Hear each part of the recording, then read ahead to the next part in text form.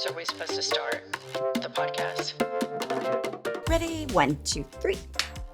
Patriots, gay-triots, they-triots, black-triots. Fuck off! Welcome to America's top DEI podcast. Before we get into our petty grievances, we have a book that we wrote, co-authored together, and it's called Life is a Lazy Susan of Shit Sandwiches. And as you can see here, it says Jennifer Welch and Angie Sullivan. I couldn't do that reverse with the camera to see that, but nonetheless, it is, Angie and I kind of feel like it's a manifesto. Yeah.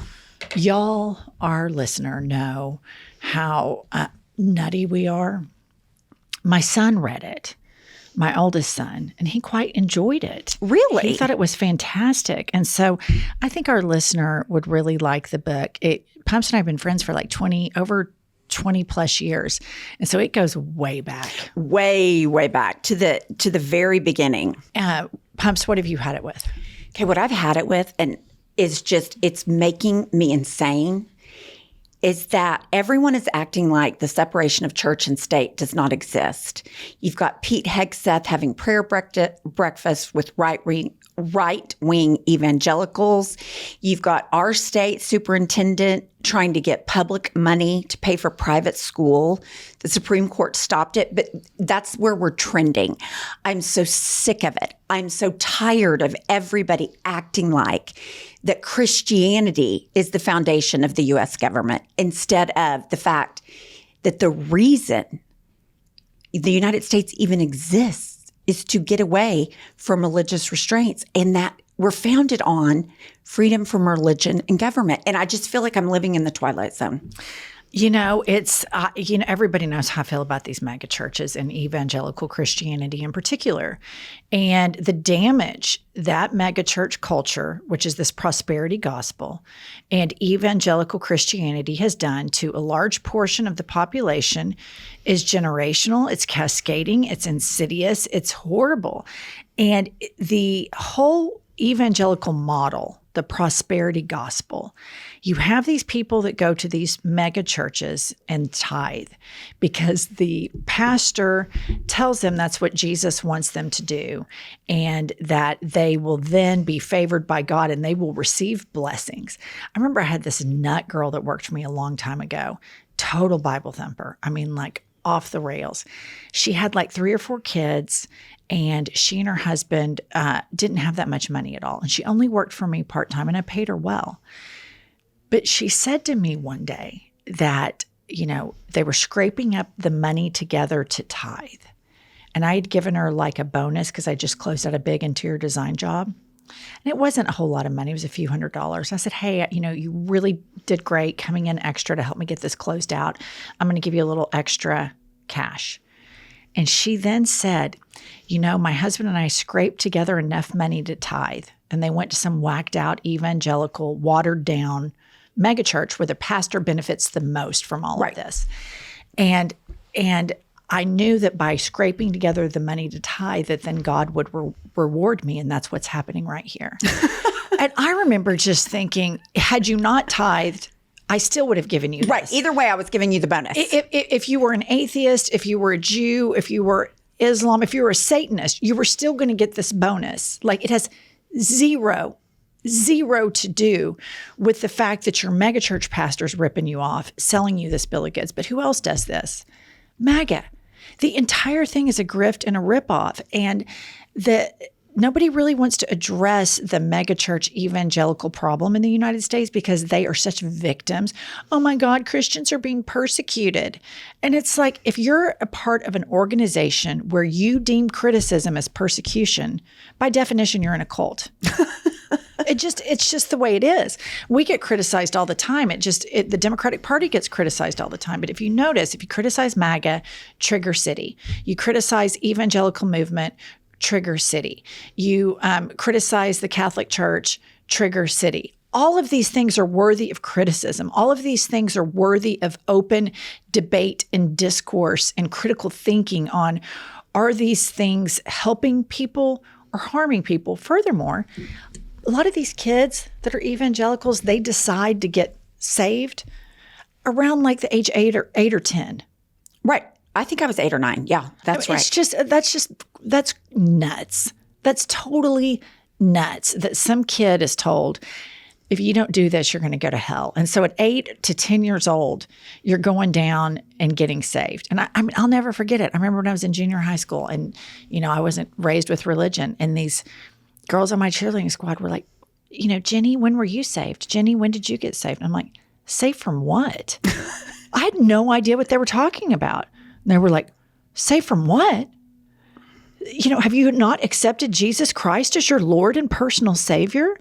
And they were so passionate about it. And I remember just thinking, well, no, am I supposed to? And they're like, well, yes, or you're going to go to hell. Like, you got to go. I mean, we've got to take you tonight. I mean, we've got to take you to the church tonight and get you saved.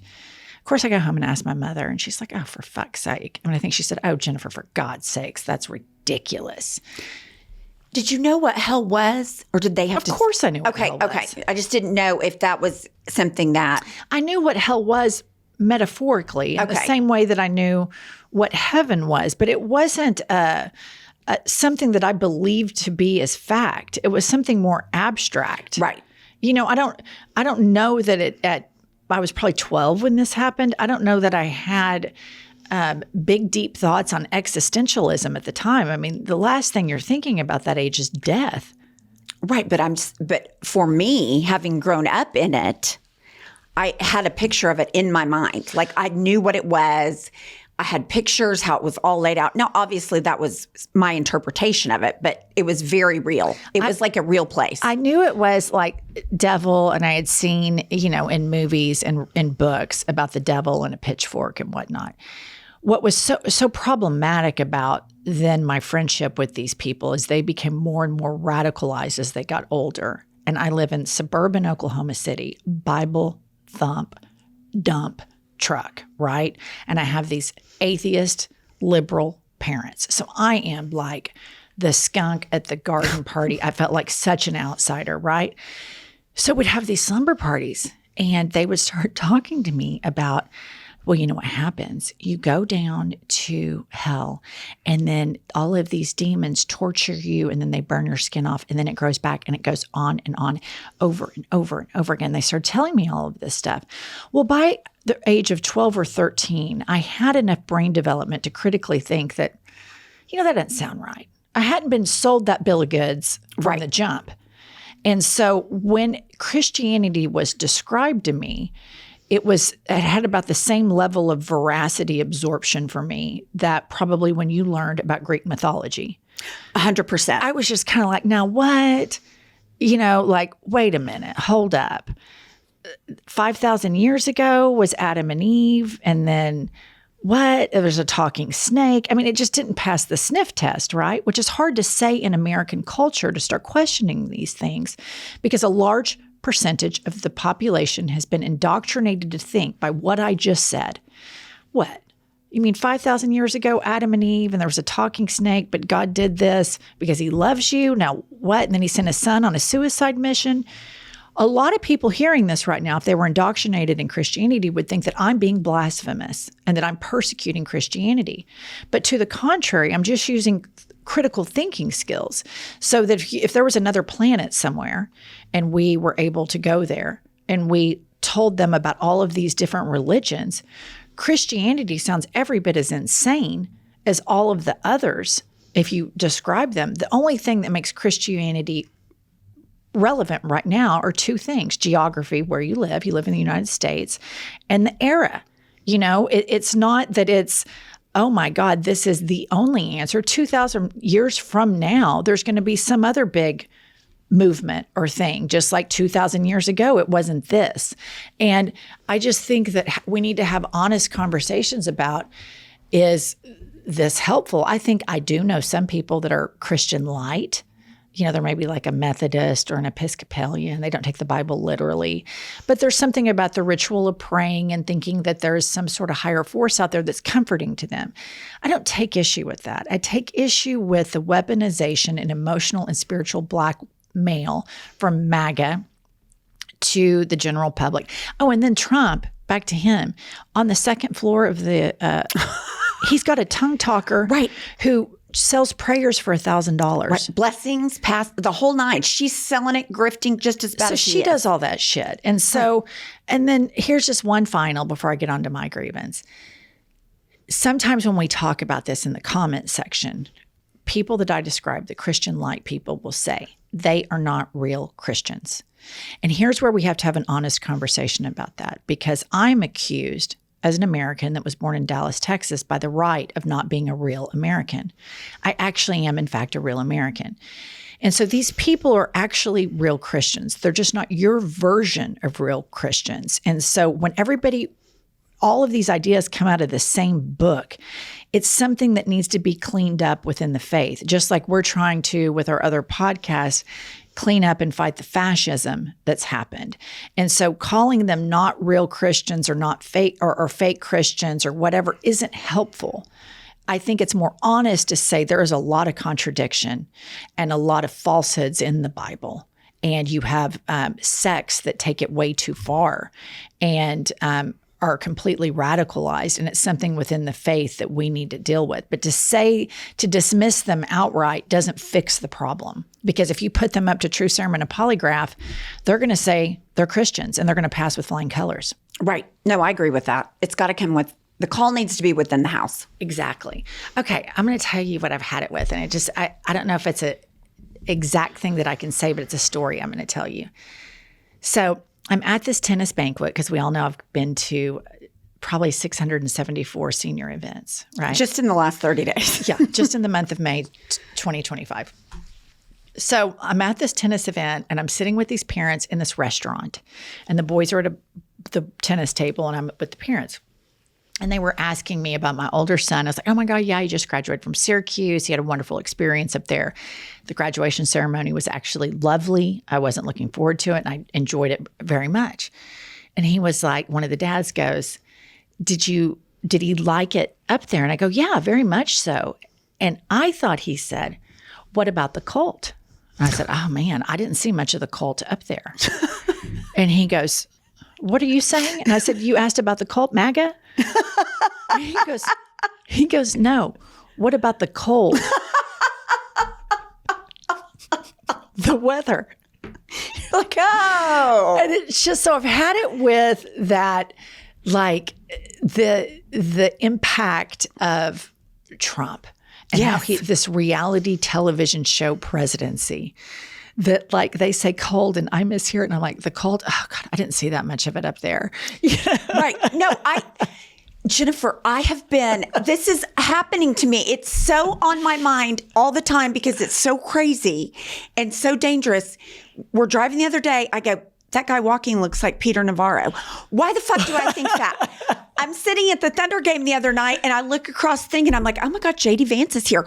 Like, I'm seeing everything reminds me of MAGA. Somebody has a complaint and says, I don't really think that's my fault. And I'm thinking, well, they're MAGA. They don't take accountability for anything. Like, I can't get away from it. It's in every thought. And I fucking had it with that. So we just teed up for like the Daily Wire to make a reel about Trump derangement syndrome. Right. That's what they would use this as anecdotal evidence. But I think the fact of the matter with Trump derangement syndrome is that it is projection. It is the biggest form of projection that they use because Trump by design is ubiquitous. Right. And he has cameras in front of him all of the time by design. It's a part of the propaganda that lends itself to his ultimate authoritarian play. And so I just made an ass of myself. But also I was glad in case there were any MAGA at the table. They knew immediately. I knew the guy that was asking me that. I knew he was a liberal because we've talked about it all the time at the tennis matches. It's like, you see what Trump did today? I'm like, fuck yes, gotta hate him. Okay, here's what I'm going to say about Trump derangement syndrome. If calling out fascism and administration that's hurting the American people and lying is Trump derangement syndrome, then I have it. And I proudly have it because I'm not standing by for this horse shit. Welcome to I've Had It. I've had it. I am Jennifer. I am Angie, the HBIC, and that stands for Head Beaver. In charge. In charge. All right, Kylie, what's going on the World Wide Web? I've got 2 reviews for you today. Excellent. The first one is 5 stars, titled Advanced Age Tags I Wish Were My Mom's. And Jacob writes, I'm a proud gay man who lives in Dallas, Texas. My partner and I drive a lot to Illinois, and this horribly funded podcast is what gets us through the day for the long drives. The 2 old bitter hags and 1 monotoned lesbian have me in tears from laughing so much. Jen, the athlete, in quotes, and Pumps, parentheses, closeted lesbian, are the moms I wish I had. When I get to my advanced, and for Pumps, my very, very, very, very advanced age, I want to be just like them. Love you, ladies, and what y'all represent. Keep fighting the good fight. Caw. How about that spruces up my whole attitude? I mean, Jacob, that is so perfect. And it's interesting that you threw in closeted lesbian, because right before we sat down here to film Chumps. Now it's everywhere. New nickname alert. Sound the sirens. Do not. Chumps and I were having lunch, and she said, so, Whitney, she really said she thought she was asexual before she came out. And I go, yeah, not only that, but Austin Show thought the same thing before he came out as a gay man. She was like, We just kind of left it at that. All right. What's the next review? Here's the next one, titled 5-Star Middle Finger from Tulsa. And Kyle writes, this podcast makes me want to run through a Hobby Lobby butt naked screaming, I've had it. These 2 are the patron saints of saying what everyone's thinking, but is too sober to admit. I live in Tulsa, but if I ever end up in OKC, it'll be because I was summoned by their chaos. Calling themselves a DEI podcast is the kind of delusion I respect. I laugh, I scream, I question my morals, and I wouldn't have it any other way. Bless these spicy harpies for giving my week the unfiltered nonsense it desperately needs. Again, I love that. Review. I mean, these are great. I mean, great things are happening for us. They are. What was? Go back real quick. What was the? Is harpies? Is that good? I've not heard that before. I think it's a meaning that we harp on things. So, is that what that is? Yeah, I actually don't know the definition. Okay, see, I'm not the only one. Kylie doesn't know. Huh. Okay, moving along to our news stories. I have really bad news for you, chumps. Okay. So, do you remember when we were younger and our friends had moms that had a set of names? Like my mom's name was Linda, and a bunch of my girlfriends had moms, and their name was Linda, and there was like Brenda and other names. Oh, yeah. And those were the old lady names. Right. Well, we have bad news. Gen Z wrote a list of old lady names. And they are Ashley, Amanda, Jessica, Stephanie, which is my sister's name, Jennifer, Christy, Tracy, Stacy, Amy, Crystal, Angela, Kelly, Lisa, Jordan, and on and on. But you made it twice. Oh, Angela and Angie. Angela and Angie. Well, you don't see a lot of like 5-year-olds named Angie or Angela. But I do think the exception to that is Angela is on there, but is dawning of an angel on there. I don't think so. I don't think so. I think that would be an exclusive if they made an evangelical Christian mother's naming.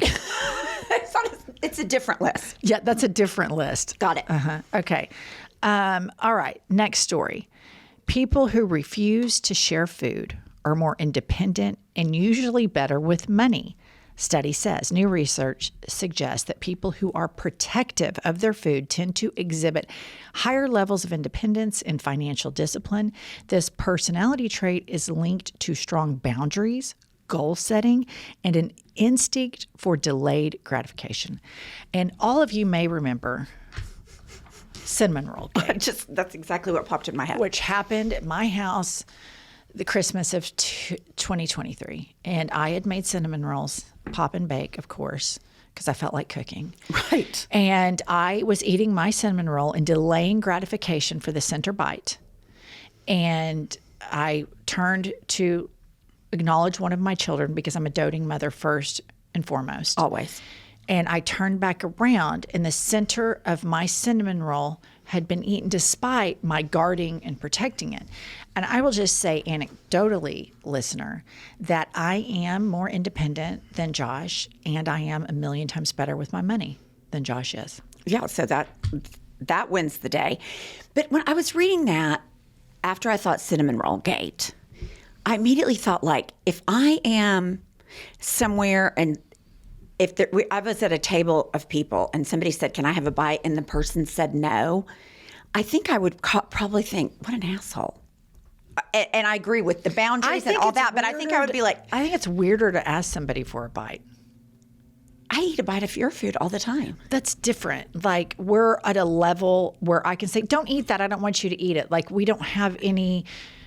I guess it depends on whom you want to steal the bite from. Right. If I'm with acquaintances and somebody said, "Can I try that?" I would let them, but I would think, I don't want you trying my food. I didn't offer it. I do kind of feel a sense of protection, and maybe it's stinginess. No, because I'm thinking like when people, I don't eat with big groups that I'm not really close with. We put it on the little plate and we pass it over. If I'm with you and my list of approved dining companions, which is very small. On one hand, I would share bites with all of them. Right. The person whom I don't like to share with the most is Josh, because Josh is always a bite shopper, and he does it to me. He does it to my children. He's constantly hovering, examining our food, looking at it very closely, looking for that superior bite, looking for the perfect bite to take from people. And even if it's not a bite and it's like a milkshake, then he wants to take the milkshake away. And it just happened recently when we were in Syracuse for Dylan's graduation. All the restaurants full, you couldn't get reservations. There was a Five Guys on campus. So we schlep over to Five Guys. I get a junior cheeseburger, no fries, because I want to reward myself with a chocolate shake. And I specifically ordered those two things because I knew I could eat and drink all of them. I said, "Josh, are you getting a shake?" He said, "No, he's not getting a shake because he's so healthy and makes good eating choices." Right. Yak, yak, blah, blah. Well, guess who wants to start eating my shake? Josh. And he doesn't just take it and take a sip out of the straw. He puts the straw to the back of the cup and we're pouring it down our throats. Right. We're just gulping, inhaling it. And he went in twice for that. And it makes me feel angry, bitter, and resentful. See, 25 years of this, of just stealing my shit. It drives me fucking crazy. I would rather him have just gotten his own shake. See, that's my problem. And I completely get the Josh thing, but I've also been in situations where I'm like, "Hey, do you want me to order you something?" And they say, No, I'm good. And then they want half yours and part of yours. Now that part, I guess I'm in on that. Like, I asked you if you wanted it. You said you didn't. No, you have one bite. That's it. And Josh he's a taker after just one bite. Yeah. And he's always shopping. He's shopping the table. Shopping the bites. He is. He's always shopping the bites. And from time to time, he'll ask me if I'm hungry. And I'm like, no. And then maybe we're door dashing something. It takes forever for it to get to the house. And then by the time it gets there, I am a little hungry. But I go in humble. I go in and I'm like tail tucked between the legs. I'm like, "Hey, I wasn't hungry, but I can smell it. It smells kind of good. Can I have a little bite?" And he is very gracious and he is very generous. But he doesn't have the 25-year deficit of food thievery that I have. That's fair. Okay. That's fair. All right, next up. Study reveals stark difference in life expectancy across the United States over the past century. Okay, the longest and shortest life expectancies for women born in 2000 compared to 1900. So if you live in Washington, D.C., New York, California, Massachusetts, or Hawaii, you're going to be living a lot longer. The shortest lifespans are West Virginia, Oklahoma, Kentucky, Mississippi, Arkansas. And what I want to point out to you all is you have been propagandized to believe that blue states are bad. Right. Blue states are they are donor economies. They are what fund the machine that is the United States economy and where most of the taxes are paid. People live longer, they're more educated, and they tend to be more open-minded. That last part, the open-minded and the educated, that's the problem that MAGA has because they want you dumb, overweight, uneducated, and, I guess a drain on society. So if you notice, all of these other states, West Virginia, our state of Oklahoma, Kentucky, Mississippi, Arkansas, all of those states are red states, and those are considered economically parasitic states, meaning they take more in taxes than they pay in. And I mean, this is so true because, and here's just a point I also want to point out, back to Pumps's grievance. If the evangelical myth that if you pray and you turn your life over to God and you tithe, then God favors you, then these red states would be the richest, healthiest, the most anointed, #blessed states that there are. And in fact, the more religious the state, the evidence shows, not me, the evidence shows the more fucked up the state. Listen up, listener. If you rent, and if you haven't heard of Built, you're about to thank me. Earn your favorite airline miles and hotel points through Built just by paying your rent online. Now let me explain. There's no cost to join, and just by paying rent, you unlock flexible points that can be transferred to your favorite hotels and airlines, a future rent payment, your next Lyft ride, and so much more. When you pay rent through Built, you unlock 2 powerful benefits. First, you earn one of the industry's most valuable points on rent every month. No matter where you live and who your landlord is, your rent now works for you. Second, you gain access to exclusive neighborhood benefits in your city. So listener, start paying rent through Built and take advantage of your neighborhood benefits by going to joinbuilt.com/hadit. That's joinbilt.com/hadit. Make sure to use our URL so they know we sent you, joinbuilt.com/hadit, to sign up for Built today. This episode of I've Had It is brought to you by Progressive Insurance. Fiscally responsible, financial geniuses, monetary magicians. These are things people say about drivers who switch their car insurance to Progressive and save hundreds. Because Progressive offers discounts for paying in full, owning a home, and more. Plus, you can count on their great customer service to help you when you need it, so your dollar goes a long way. Visit progressive.com to see if you could save on car insurance. Progressive Casualty Insurance Company and affiliates. Potential savings will vary, not available in all states or situations. Okay, so you know how there's like the manosphere, Right. And now there's like a woman's sphere, Right. And it's all bad. All bad. It's all toxic, all propaganda. I think we need to start the smartosphere. And I think the best skill set that somebody can have in 2025 is the ability to spit facts with a little commentary in under 90 seconds. And I found the leader of the smartosphere, and he is our next guest, and his name is Professor Scott Galloway.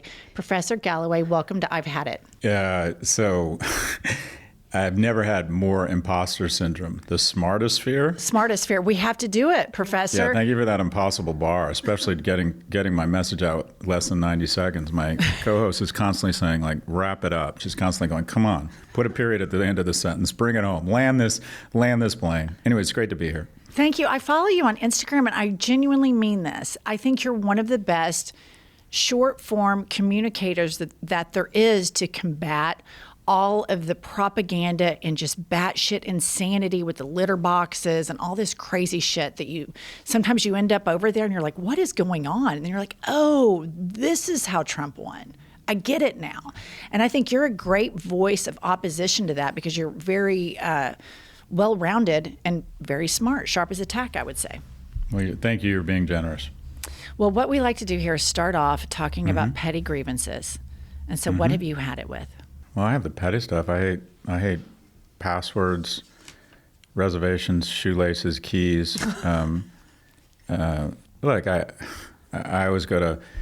These aren't petty grievances. I want to be the good guys. I've moved to London, and I always thought as an American that I was the good guy, and I just feel like in the last 110 days we've lost that, and that I think Americans are going to register a huge decline in our prosperity. I don't think we've really acknowledge how fortunate we are to have attracted the best and brightest. Everybody in the world had one thing in common. If they're ambitious, they wanted to come to America. And I don't think that's any longer the case. I think we took for granted our rights. I think we took for granted our prosperity.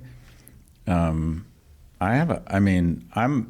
been very open. I struggle with anger and depression, so my grievances are kind of with me all the time. I see grievance in everything. So I do too. if we're going to talk about grievance, we're going to need a bigger boat. But yeah, I have a long list of things I'm upset and triggered about.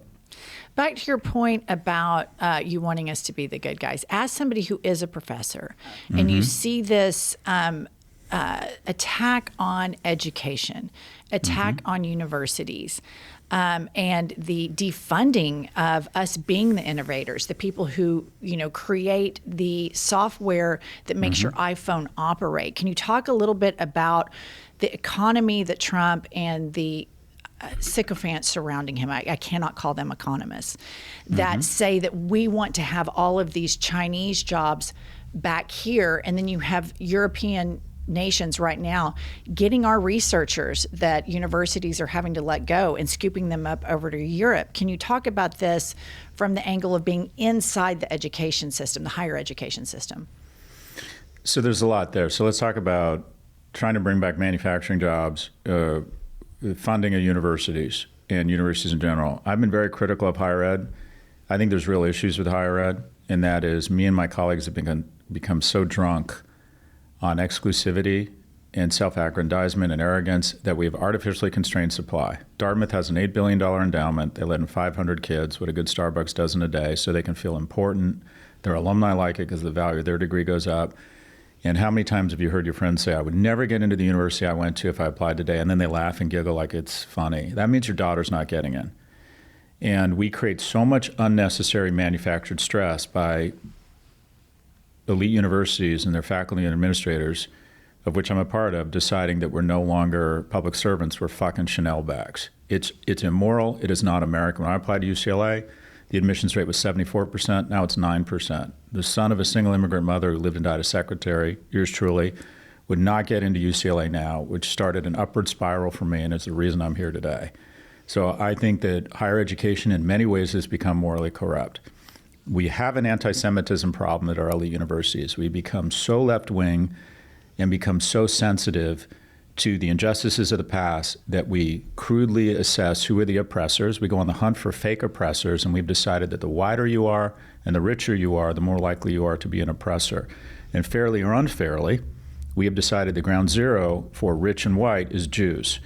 And if I'd gone down to the NYU Plaza and said half the things that were said about Jews after October the 7th, if I went down and said, lynch the blacks, or if I went down and said, burn the gays, my faculty ID would have been shut off within the day, and I would never be in academia.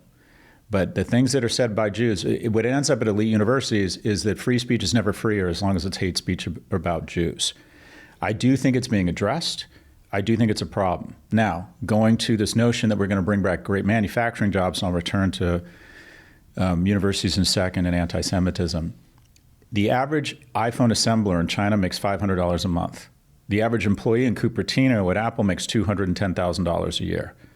We have purposefully outsourced the shitty, low-paying, dirty jobs in manufacturing overseas, such that our companies can make more money and we can reinvest in components of these companies, marketing, intellectual property, distribution, sales, retailing, research, such that we can grow better jobs. Now, have we done a good job of retraining the people left behind by the disruption of these industries?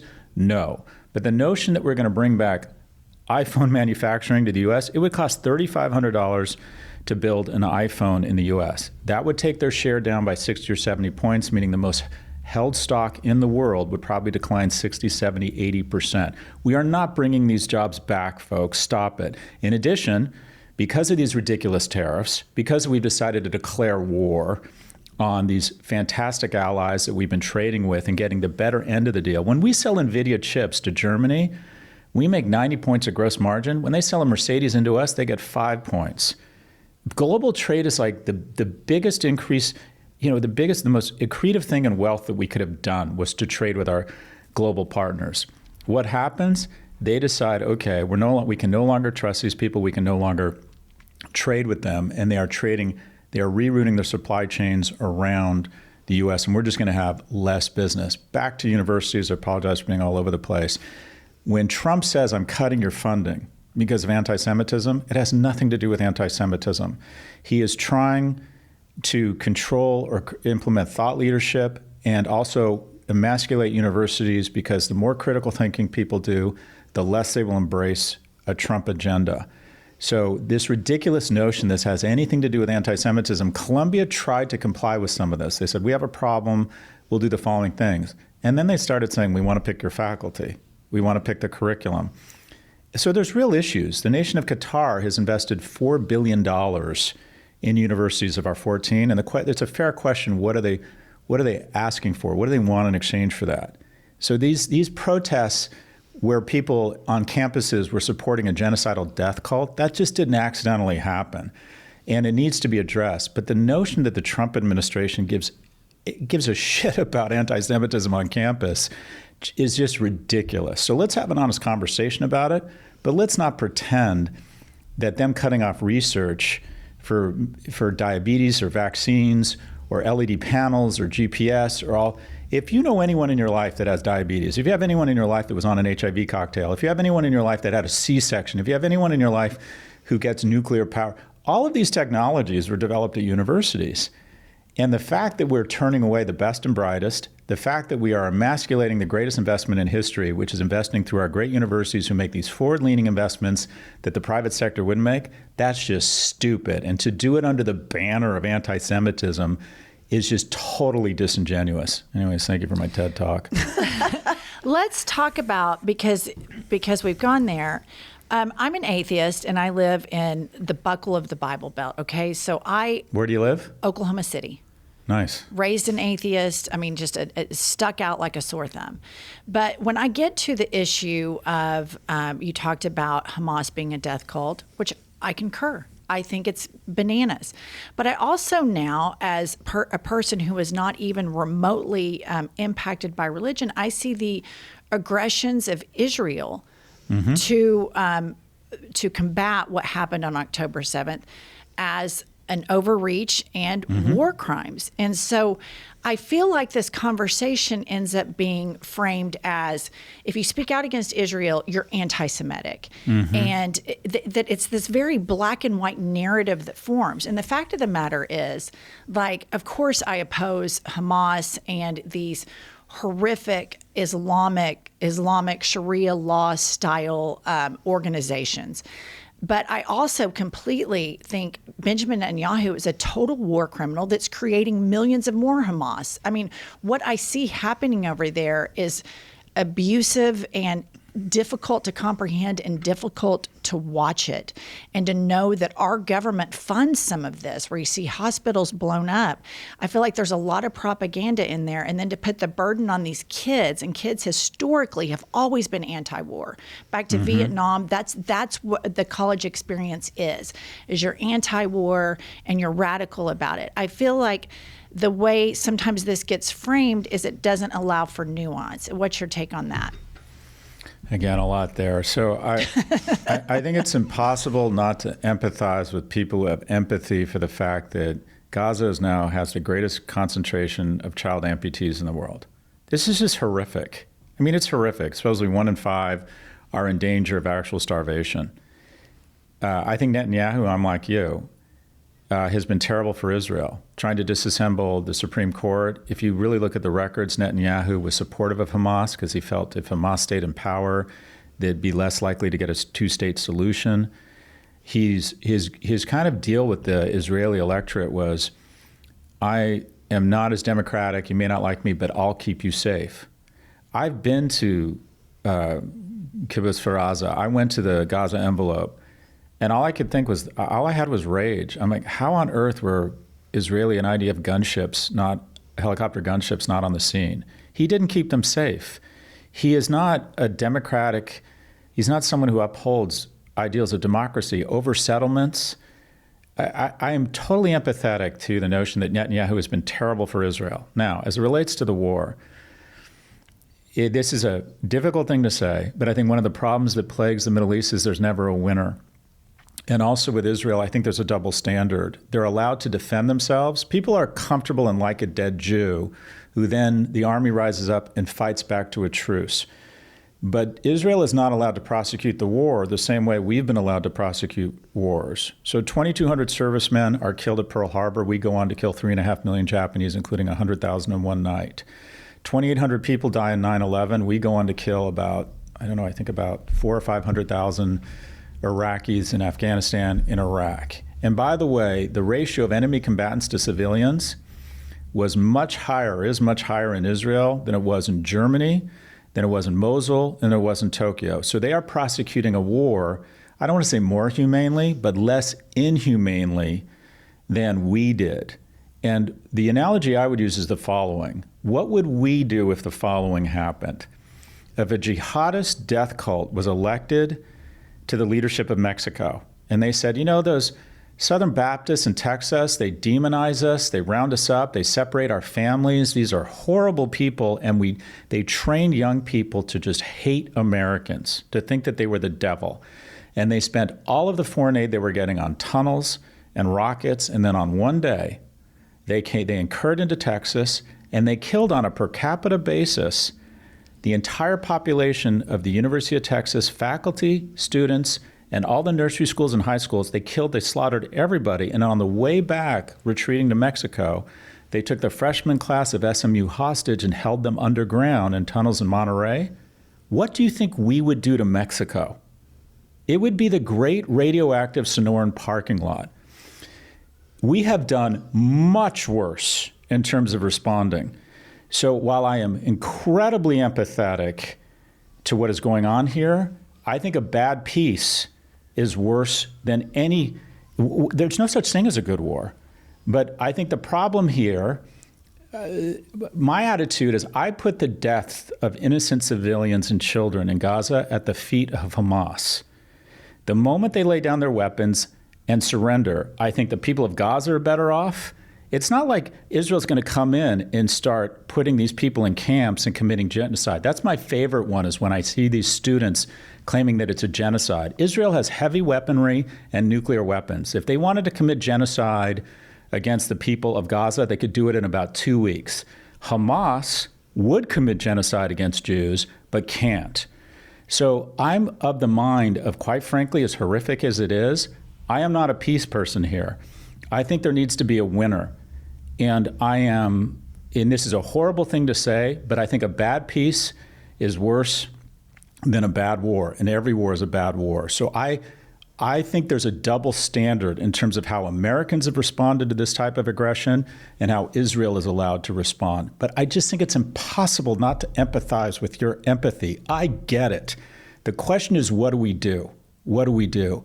And Hamas is still holding hostages underground, and our president is kissing the ass of Qatar, who has been their primarily funder and political, mouthpiece. So I am very uncomfortable with this current administration, who got a lot of votes from the Jewish community because they thought it'd be good for Israel. That is ridiculous. But I understand your pain and your empathy, but I'm on the side of saying we have a double standard for Israel, and I just ask people, what do you think we would do? Look what we have done. We have been breathtakingly incompetent. You had our Secretary of State, Colin Powell, that went and lied. And then they went and invaded Iraq. And I remember my mother calling me and Huge saying, mistake. This is insane. This is not Huge who mistake. attacked us. Of course, we all know it was the Saudis, who Trump just went and had a huge circle jerk with, 100%. who funded 9/11. And so I feel like this is always just so much more nuanced. And when I see what is happening in Palestine, and I play tennis every day at lunch. That's my thing. And there's a girl, and we were talking, and she was saying, I wish I could go back to my home country. There's not very many Jews and not very many Palestinians in Oklahoma City, all right? It's not a big international mecca. It's very waspy. And so I said, where are you from? And she said, well, my family's originally from Palestine. And I grabbed her arm, and I said, I'm so sorry what's happening to your country. This girl is not an emotional, stereotypical. She started crying, and she said, nobody has even acknowledged what I'm watching. And it was just a sense of humanity. So I think if we start framing things that the United States gets to lie and go to Iraq with impunity, therefore Israel gets to do this, the way I see it, when we see kids trying to stand up for when they see what are war crimes and what is really inhumane, then we're criticizing them for exercising that speech. I just think it's a really dangerous practice. And I think there's a complete difference from criticizing the Israeli government and then equating that criticism with anti-Semitism. And I think this is what Trump is doing, and you spoke to that a bit. He's exploiting that, and he doesn't give a shit about Israel. He wants to develop the whole thing. I mean, he's the biggest narcissist on the planet, but it's something that we could talk about forever, and it's a very complicated But I just want to respond. There's two separate points there. The way the war in Israel, and so the way I find or attempt to find moral clarity in war where there is no moral clarity is I try to imagine what would happen if they were in charge. If Israel had all of a sudden had charge of our government and our military, what would they do in America? I think the next day you'd have civil rights, elections, jury trials, no cruel and unusual punishment, treatment of equal rights for women. What would Hamas do if they got control of the U.S. government and our military? And this is going to sound harsh, but I'll say it. At the end of World War II, we bombed Hamburg. They had lost all air defenses. We killed 44,000 people in a small number of nights, only 400 service people. And they asked Truman and his generals, why do you keep bombing these cities when they're defenseless? And he said they need to know they lost. And I have some sympathy to that, because until there's a winner here, and no one says, I don't understand, this is all over when a death cult lays down their weapons and releases the hostages. So in my opinion, one of the problems in the Middle East is there's never a winner. And all that's going to happen here, in my view, as long as Hamas is there, is they will continue to raise a generation of people who believe that Jews should be exterminated.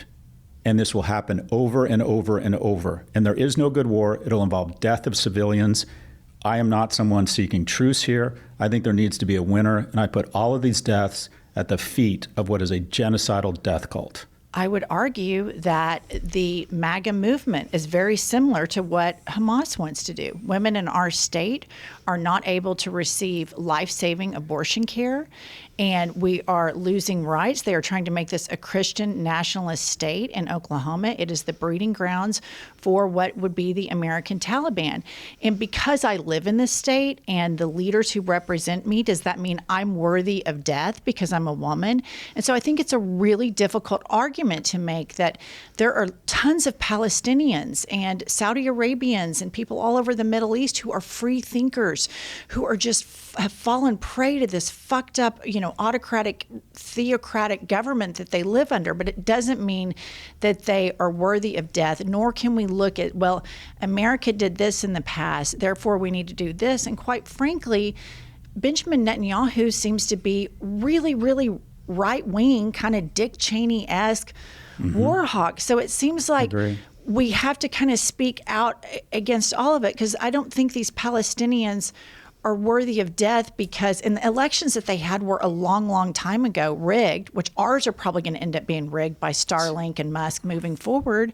And so I just think it's kind of a dangerous way that sometimes this gets framed, where we're in these kind of absolutes and whataboutism, when the fact of the matter is what's happened over there is horrific. What happened on October 7th is horrific. And I think both sides contribute to more hatred, and our involvement exacerbates all of it. And I think these young kids on college campuses being anti-war is very appropriate.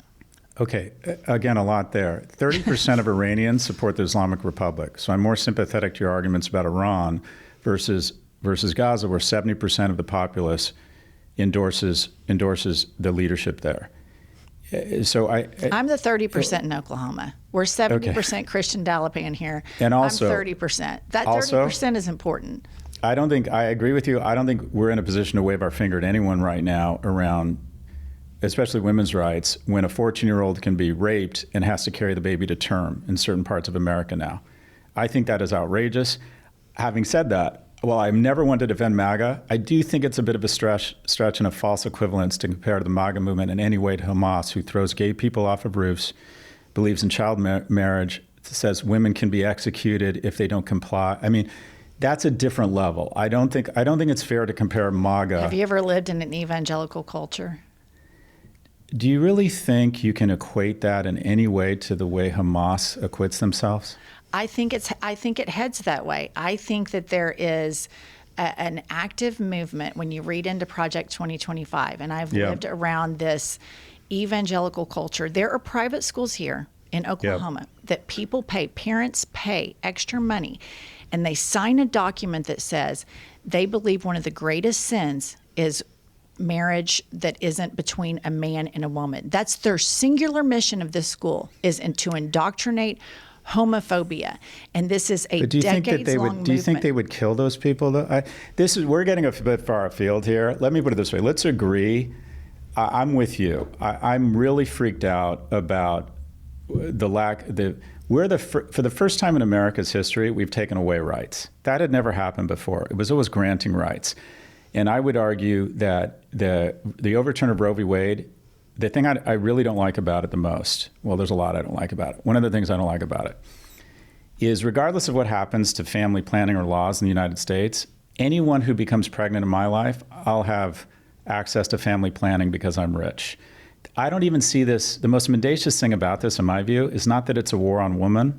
I think it's a war on poor women. Because I could live in... It totally is. I could live in deepest, reddest Mississippi, and if someone in my life has an unwanted pregnancy, no problem. Fly to California. Right.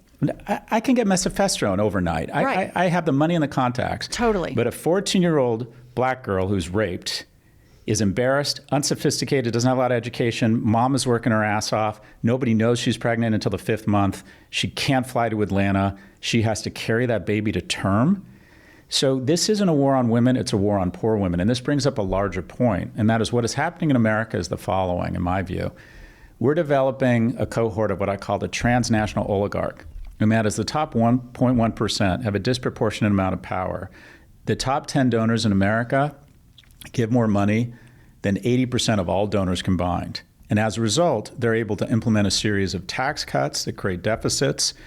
And the really sad part about it is that I'm in the 0.1% and I'm a hardcore Democrat. And what I see amongst my friends is a lot of pearl clutching and no willingness to actually speak out or really do anything that involves risk or sacrifice because of the following. When you're in the 0.1%, you have your own rights. Anyone comes from me, Steve Bannon said the Trump administration should sue me, I can lawyer up like no tomorrow. Anyone in my life gets pregnant. Steve Bannon said that about you? Yeah, I wear it as a badge of honor. Oh, you totally should. I have access to my own education. I have access to my own transportation. I can essentially sequester from the real America with my money. So the threat to American democracy is not as great for the most powerful people, because at the end of the day, if they start rounding up Jews again, I'm Jewish, as they did in Germany, as they are rounding up people with the wrong tattoo, like no one I know has been rounded up because they're poor, right? I doubt very many of us know someone who's actually been rounded up. And that's what's happening here when you send people to black sites in other nations and other states. Because the most powerful among us, even on the Democratic side, have developed their own set of rights. Your rights are a function of how much money you have. The top 0.1% are protected by the law, but we're not bound by it. Whereas the bottom 99.9 are not protected by the law, but they're bound by it. Democracy has become a function of how much money you have. And if shit ever really gets real in the U.S., I have the money to peace out to Milan or Dubai and be just fine. And the problem with this is the most powerful people in the United States, even the one who hold dear democratic values, don't really feel a sense of threat, don't really feel like they need to take risks and speak out because they have their own democracy called wealth. We have questioned on this podcast we're careening towards recession and the American brand's going down, bond market, all of it is going down. Is there going to be a time where you have CEOs that are losing money come out and say, this administration is destroying the economy, or is everybody going to just continue to toe the line? Well, I know a lot of these CEOs. I think I tallied it up, and this is bragging, but I think I've worked with 30 of the CMOs or CEOs of the 100 biggest companies in the world. And I think 90% of them wake up in the morning and look in the mirror and say, hello, Mr. or Madam President. I think they all think of themselves as, they are extraordinary leaders. And I think most of them think that at some point there'll be this overwhelming draft to get them to run for president. But here's the thing. The primary qualification to be president is leadership. And leadership, simply put, is doing the right thing even when it's really hard. And right now, I'm going to list the number of CEOs who are willing to speak out and say what everyone's saying privately and realize that a lot of the American values that gave them exceptional wealth and opportunities they recognize are under attack right now. So here's the list. Okay, I'm done. There has been such a domino of cowardice in corporate America. Totally. Because the short-term incentives are to say, just stay out of his way, just ignore him, put out a press release saying you're investing more money, send $1 million to his inauguration committee, buy his wife's lame documentary for $40 million when no one would pay $40 for it. Just stay out of his way. He's got the attention of a cat chasing a red dot, and we move on, and it's the best thing for shareholder value. At some point, someone is going to speak up. The biggest commercial opportunity I've seen in a while is for a great American company, Nike, through the lens of commercials and athletes, to talk about, without mentioning Trump's name, how important our immigrants are in America, to talk about how important our freedoms are, and how we have always erred on the side of giving people due process, and just how incredibly powerful America has become because of its due process, its rule of law, and its willingness to embrace immigrants and err on the side of generosity and being a loving, generous people to people who are less fortunate. And they could do this so powerfully, and this is what would happen. The reality is, I look at stuff economically. The people who that commercial would enrage are driving RAV4s and have trucker hats and have almost no disposable income. Mm-hmm. And that's an elitist statement, and it's true. And the people who would be emboldened and feel really good about that company are the people with all the money. Because the people who, if you look at the disposable income of the people who are really horrified by Trump's activities, I bet it's 70 or 80% of the consumer market. So, for example, when Nike embraced Colin Kaepernick and you saw these YouTube videos of people burning their Nikes, I bet that was the first pair of Nikes they ever owned. Because the majority of Nike's market is people under the age of 30. It's a lot of non-whites. These are progressives. Right. So the biggest commercial opportunity is for a guy like Doug McMillon or Elliot Hill from Walmart or Tim Cook from Apple to say, look, this may cost us in the short term, but we and I are the enormous beneficiaries of American values. Yes. And what we see here going on does not support American values. He would go apeshit, and every Democrat with money would go buy another iPhone, another pair of Nike tennis shoes, or say, Walmart would be a tougher one because they have a lot of consumers that are probably Trumpers. But there's an aspirational brand that is going to step into this void, and they're going to get a torrent, a waterfall of new business. And in the short term, Trump will come after him and he'll get angry and he'll have his attorney general threaten lawsuits. And then they'll go on to their next big fucking disaster or building they want to build in the Middle East. I think this is the biggest commercial opportunity presented to a big American brand in a long time. I totally agree with you. I think so many of these CEOs of Fortune 500 companies are so short-sighted, and they're playing such a short game when the American economy has been so beneficial to them. In many cases, to Walmart shareholders, subsidize the fact that they don't pay their employees enough. The American taxpayer helps subsidize if somebody works full-time at Walmart on minimum wage, the American taxpayer is covering the SNAP or the food stamps or whatever else so that the wealth always trickles up. And then the biggest myth that white country club Republicans in cities like ours in Oklahoma City, a city of 1 million people, the biggest myth that Republicans have successfully perpetrated on upper middle class to upper class white folks in cities like mine is that Republicans are great businessmen, that they are so good at business, that Republican economies are so beneficial, and that trickle-down economics is great. Because I'll have girlfriends or acquaintances of mine where I'm like, I just don't know how you can vote for him. I mean, he's such a misogynist, and he's such a piece of shit. He's mentally unstable. And they always say, well, I'm just fiscally conservative. It just really helps my pocketbook. And that whole notion that Republicans are just so good at business has been so well executed on the electorate. It is a myth that people around here buy hook, line, and sinker, despite the fact, if you looked at what George W. Bush did, disaster, deregulate, complete meltdown. We do corporate welfare to bring us out of it. Trump 1.0, same thing. And now this is just beyond. I mean, it's just, wow. I haven't seen any research that shows that there's a difference in entrepreneurship or management capability based on political party. What I have seen, though, is that 70 or 80% of the nation's GDP derives from deep, deep blue counties, specifically the ones that have technology or big companies or urban areas. And just as an analogy, for example, California sends $80 billion of excess tax revenue to the federal government, more than it takes. It's surplus. It's a payer. It's a net giver, whereas Texas is a net taker. They get $70 billion in benefits. And the Republican Party's genius is an ability to get people to vote against their own interests. Totally. We say that all the time. Totally. Because if you look at the cuts they're proposing in this tax bill, which will be the largest transfer of wealth in history from the poor to the rich or from the young to the old, depending on how you want to categorize it, it's really going to disproportionately hurt red states who are very, 40% of children now are on Medicaid. And those homes that need Medicaid for their kids' chronic illness are disproportionately over-indexed in very red counties. So I'm not a huge fan of Senator Warren's policies, but I do think she's a leader, and I'd like some of her narrative. But she kind of summarized it perfectly. She said, look, they're getting richer while you're losing your health care. Yeah. And not only that, I, again, try to look at this stuff through an economic lens.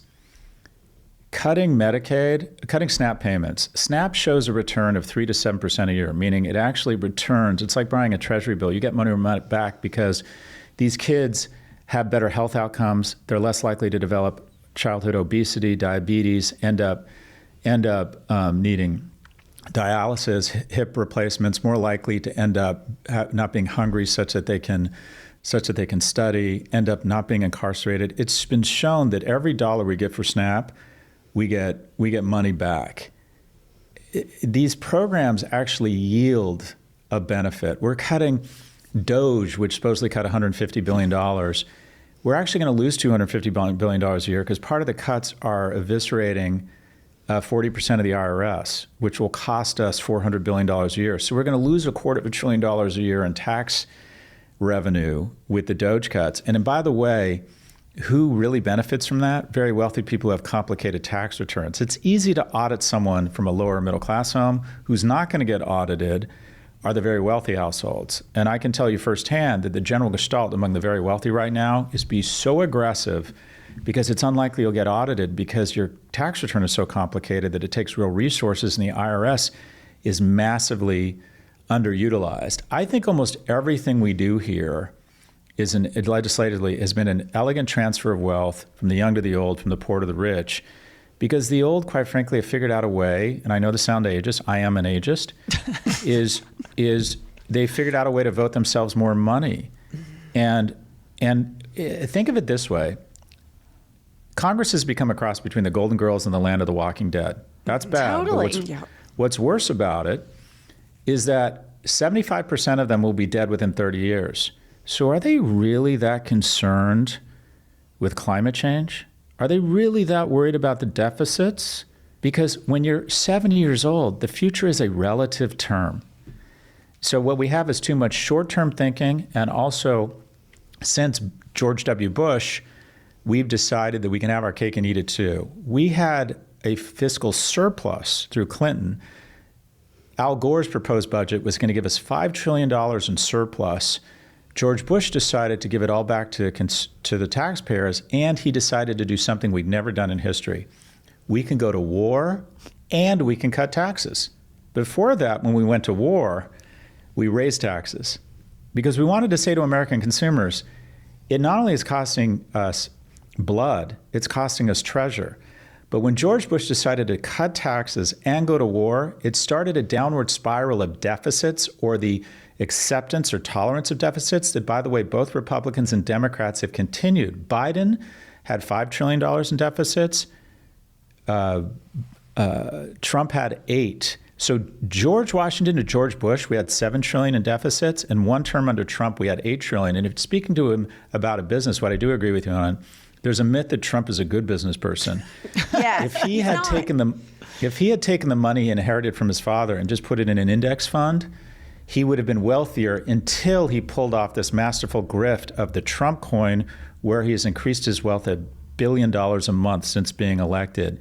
He has left a trail of bankrupt companies and unpaid subcontractors in his wake. He is not a good business person. That I will sign up for. He is a fantastic reality TV show host. He is an amazing grifter. I think the Trump coin is such an elegant grift. The bad news is we have a mob family running the country right now. The worst news is that Michael Corleone is running the crime and Fredo is running the government.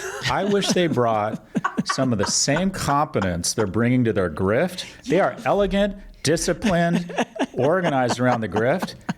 And then you have these village idiots running our Defense Department. Totally. Conspiracy theorists running HHS. Yeah. It's like bring in the criminals that you have on your grift to run the government because at least they're competent.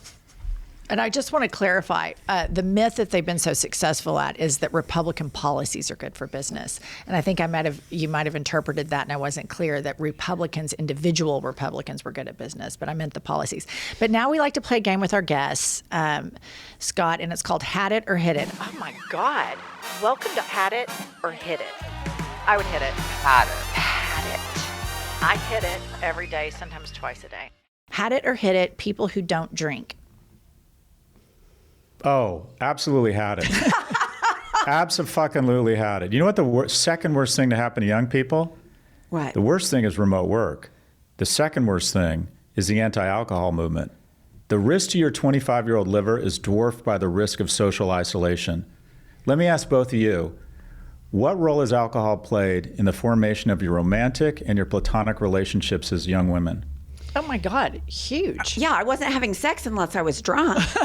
Okay, started drinking at 19, lost my virginity at 19. Do the math. Right. Yeah. Okay, I have never, look, my advice to young people, and I say this only half jokingly, is that you get out of the house more, drink more, and make a series of bad decisions that might pay off. I totally agree with that you. too. We have Gen Z kids, and so my youngest son is graduating right now. I have been to, I'm not kidding, 75 different events. It is the most celebrated generation. We've had all of these banquets, all of these award ceremonies. It is the biggest circle jerk of made up bullshit I've ever attended. And part of it is, the parents are helicoptering in, but part of it, I think the situation is, because I'll get in this mom group meeting, it's like, make sure your son is wearing business casual to this banquet. And I think, no, it would be better for Roman, that's the name of my youngest son, for him to show up in shorts and a T-shirt and flip-flops and walk in and face the, oh shit, I didn't check to see what I was supposed to wear, and face that moment instead of mom always, throwing herself in front of the bus that maybe their child isn't dressed okay. And I think parents are exacerbating a lot of this. We say in the South, we call them titty babies, this titty baby mentality that, because I'm living in it right now. And I just think, let your kids make mistakes. That's where all the growth is. So I used to leave my mom's house at 9 a.m. on a Saturday morning with an Abba Zaba bar, a Schwinn bike, and 35 cents, and she wouldn't see me for 14 hours. My kid is 15 minutes late home from school. We call fucking MI6. I mean, we freak out. And here's the problem. We use so many sanitary wipes on our kids' lives, they don't develop their own immunities. Right. We engage in bulldozer and concierge parenting. We clear out all the obstacles for them, and this is what happens, and I know this firsthand at NYU. They get to NYU, they get their first D, they get their heart broken, and they freak out. And I'm guilty of this, but what I'm trying to do, and I'll use a personal example, and I love personal examples that make me seem like the good guy. But my kid, I'm just absent-minded, I'm terrible, I'm alone with my son, his 14-year-old. Of course, they love malls. He's going to a party at the Westfield Mall. I get him an Uber. He goes to the Westfield Mall. My phone starts blowing up. He's at the wrong Westfield Mall. It ends up there are 2 Westfield Malls in London, and he's at the wrong one. His mom is furious at me. He's freaked out. And finally, I get them both on the phone, and I say, Nolan, figure it the fuck out. You have a smartphone. You have Google Maps. You have an Oyster card. You have an Uber app. Figure it out. I don't even know why I ordered an Uber for you. I don't know why I am figuring out at the age of 14. No, nobody told me where to go or got me Google Maps or an Uber when I was 14. And you know what? He figured it out. We need to let our kids fail. And this is really hard for me. Occasionally I see my kids making a mistake and I'm like, all right, it's like Mel Robbins, let them. Because these kids have to figure out, my kid was just up for this really big award. He worked so hard for it. He just missed out on it. And we were all sort of heartbroken. And I said to his mom, I'm like, this is kind of the best thing that can happen to these kids. Of course, I always like to bring this back to me. My superpower is the ability to endure rejection. I ran for 9th, 10th, 11th, and 12th grade presidents, lost all 4 races. And based on my track record, I decided to run for student body president, where I went on to, get this, lose.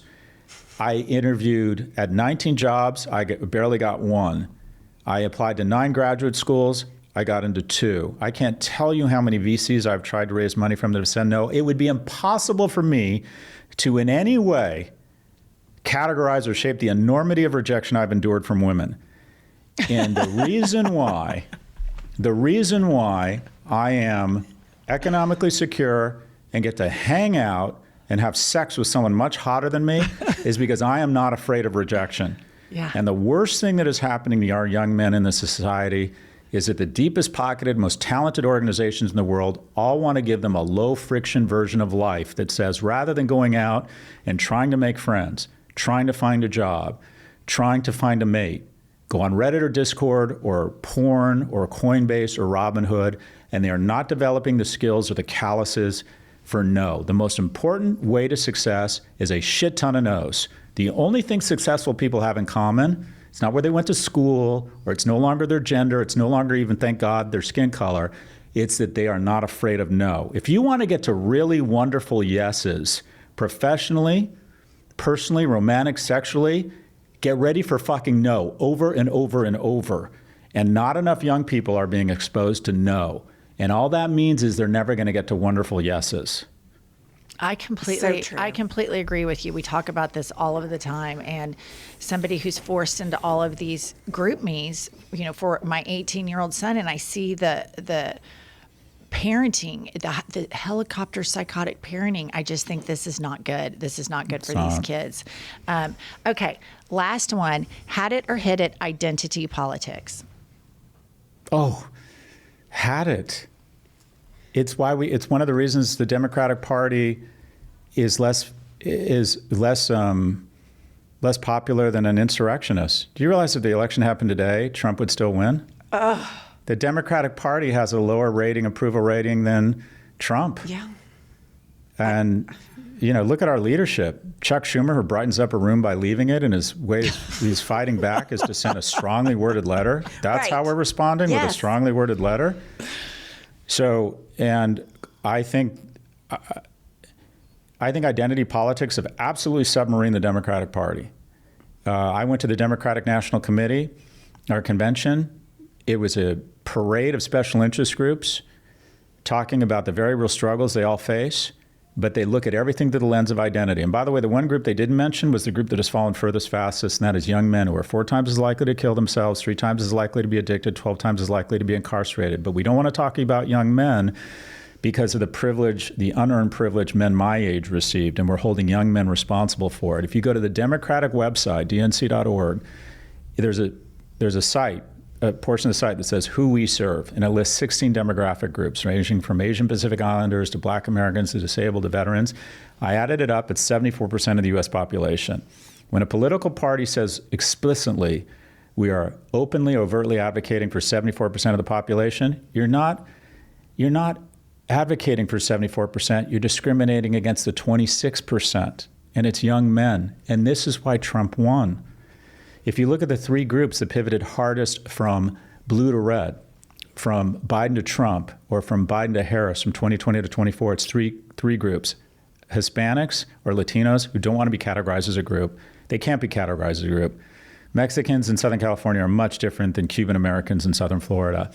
Number 2 was people under the age of 40. For the first time in the history of America, a 30-year-old isn't doing as well as his or her parents were at 30. That has never happened in our 275-year history. It's a breakdown in the social compact. They went to Trump.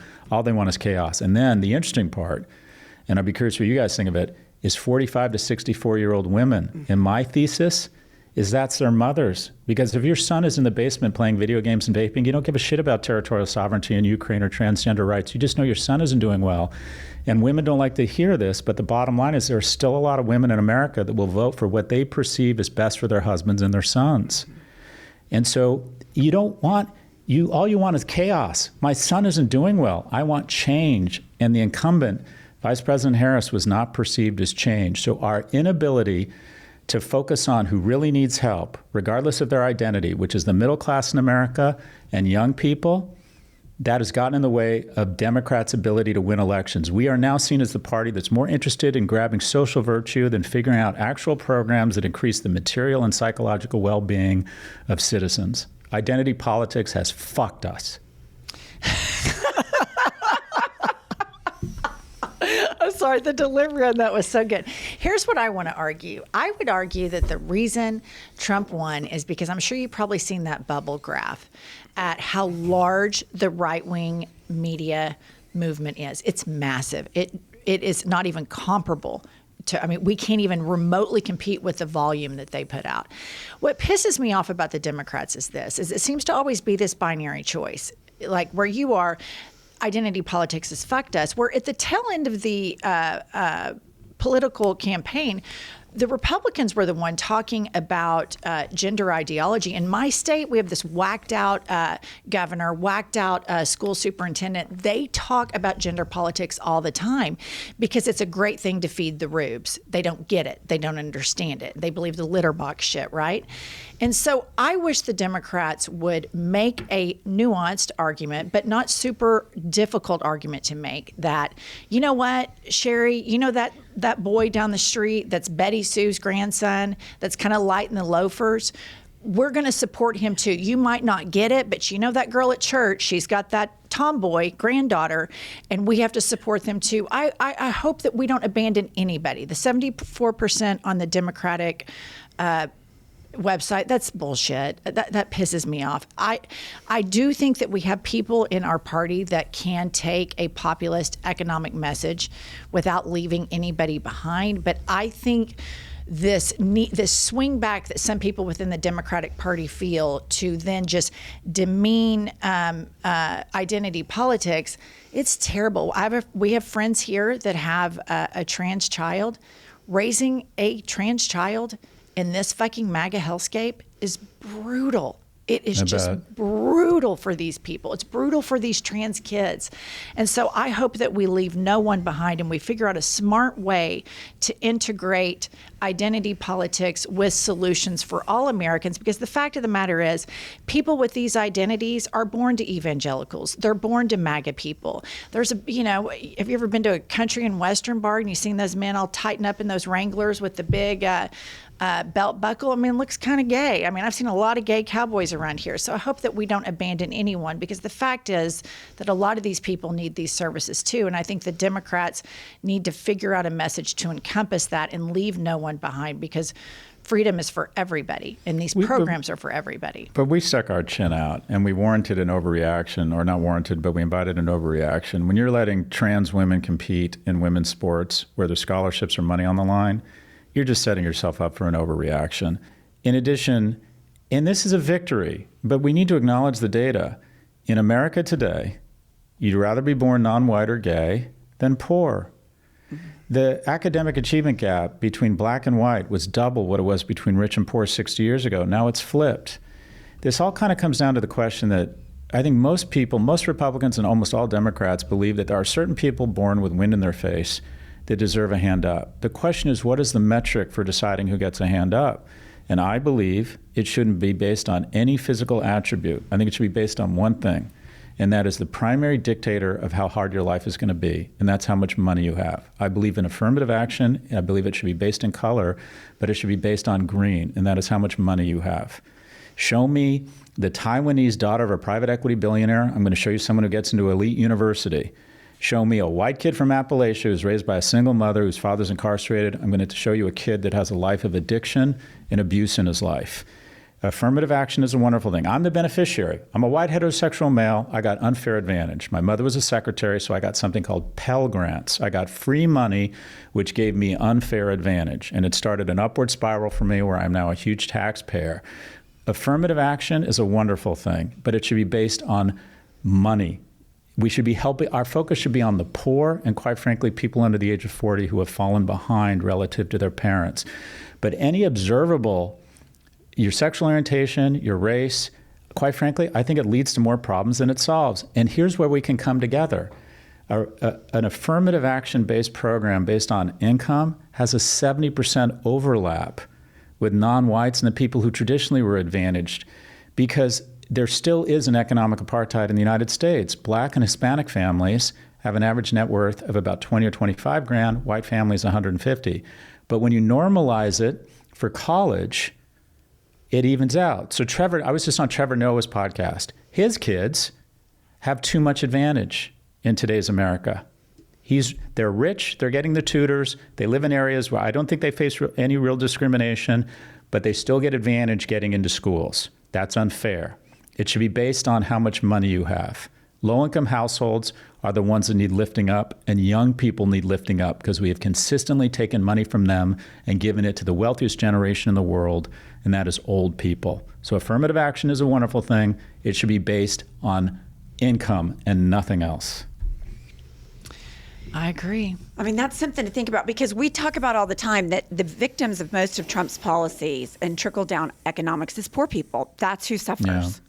Yeah, 100%. Professor Galloway, this has been very interesting. I'm so happy to have you on the podcast because I thank follow you. you and I listen to all of. Pumps is coughing up a lung. Speaking of Appalachia. But I really appreciate you coming on. It's a really interesting conversation. I love everything that you're doing. I think you offer a great platform for males in the face of all of this other stuff. And all of your videos are very thought-provoking. They make me think, and I think it's important that we try to build, I'm dead serious about this, a smartosphere. All of this stupidity is being celebrated online, and I want you to start it. You start it. Well, as long as you'll be my sisters in arms, as long as you guys join me. But we will. I appreciate you having me, and congrats on all your success. Thank you. Thank you. Okay, he's a very smart person. Super smart. I don't agree 100% with all of his stuff, but what I like about it is if you don't, you have this very interesting conversation where people have, varying degrees of nuance within under the umbrella of democratic principles. Well, that's what we've lost nowadays. Instead of saying, okay, we're coming to this from two opposite sides, let's talk it through. It might not change my mind, might not change your mind, but we'll both be enlightened and we'll both learn something. Now it's just, we disagree, I know you are, but what am I? And I'm sick of that. Yeah, and I think what he said, I have to think about, sometimes I have to think about things, but what he said about that he believes in affirmative action, but it needs to be based on money, that makes sense. But also, I do think the optics for young Black people to see people of their skin color in positions of power doing certain jobs is also important. And so, I don't know what the right or wrong answer to that is, but I agree with him. Trevor Noah's kids, obviously Trevor Noah's made a shit ton of money. They don't need any sort of assistance paying for college or what have you. But I think these are all interesting things to discuss, an interesting conversation to have. The problem is, fast forward 5-6 years from now, can we still have these conversations? Right. Because this is what you do in a democracy where you have the First Amendment, you have free speech, you have intellectual conversations, and you talk about ideas. And the Trump administration wants to be the thought police. I love that. We have to really search the stuff about Steve Bannon wants Trump to sue him. Did you know that? I've heard him talk about You it did? before. Yeah, but I don't know what the whole story is. I love that. I love that he's like, fuck you, come after me. He said it was a badge of honor. I love it. Yeah, okay, all right. That's all we have for today. Remember this. Life is a lazy Susan of shit sandwiches, written by Pumps and me, a.k.a. our Manifesto. Pumps, tell them. We will see you next Tuesday and Thursday. I'll tell you what I've had it with. Let's hear it. I've had it with that. Listen up, patriots, gaytriots, and natriots. we have a new podcast that has dropped. It's called iHip News. It's Monday through Friday, every day, 15 to 20-minute hot takes on the political landscape of the United States of America, always served with a side of petty grievances. We are on all the available platforms, Apple, Spotify, Google, whatever you get your podcasts, and YouTube. Please go rate, subscribe, and review so that we will chart upwards with America's greatest legal mind. Pumps, what does an eagle say? Caw-caw! A little bit more enthusiasm. Caw-caw! That's it. That's Caw-caw! That's the patriotism that this country needs right there.